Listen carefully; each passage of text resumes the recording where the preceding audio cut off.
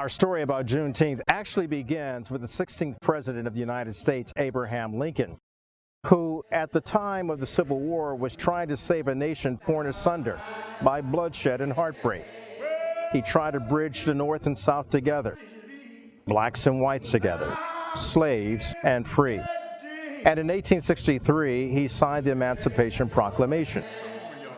But it would not reach Galveston, Texas until much later. And there is where our story of Juneteenth unfolds. General Gordon Granger arrived in Galveston with about 2,000 soldiers, including African American soldiers, and he read General Order Number 3. Tommy Boudreau is the chair of the Galveston Historical Foundation African American Heritage Committee. Born and raised in Galveston, her family lineage dates all the way back to her great-great-grandmother, who was a slave. My great-great-grandmother was a slave, and actually in Virginia. She, her grandmother, and several of her family members left Virginia on a ship. Some of them were sold in New Orleans, and they finally made it to Galveston, where she was already sold, her and her grandmother already sold to families in Groesbeck, Texas. Boudreau and the Galveston Historical Foundation continue to make the history of Juneteenth widely known.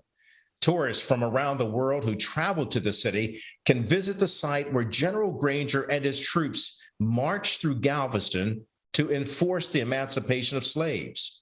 Reading General Order Number 3, which states this: the people of Texas are informed that, in accordance with a proclamation from the Executive of the United States, all slaves are free.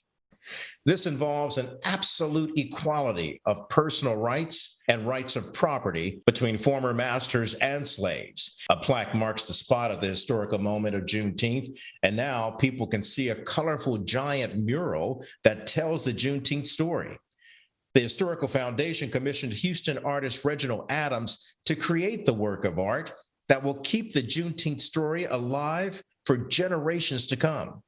He calls it absolute equality. There's kind of like fables that are told around General Granger riding into town.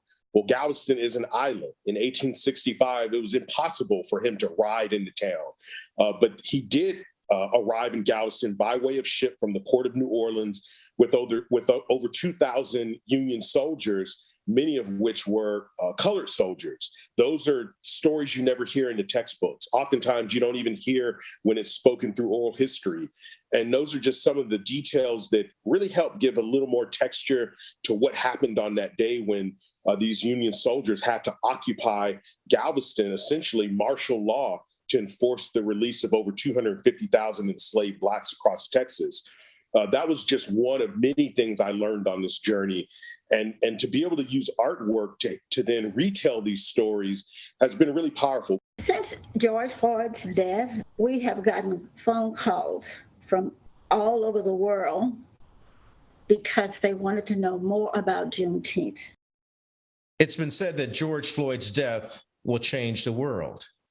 And certainly his death sparked a change in Laquan Austin, founder of the Juneteenth Foundation in the nation's capital of Washington, D.C. The foundation was really sparked out of the loss of George Floyd, right? It was one of those moments in which I felt like sitting on the sidelines simply just wasn't an option. Austin is one of many Black Americans who believe Juneteenth should be declared a national holiday.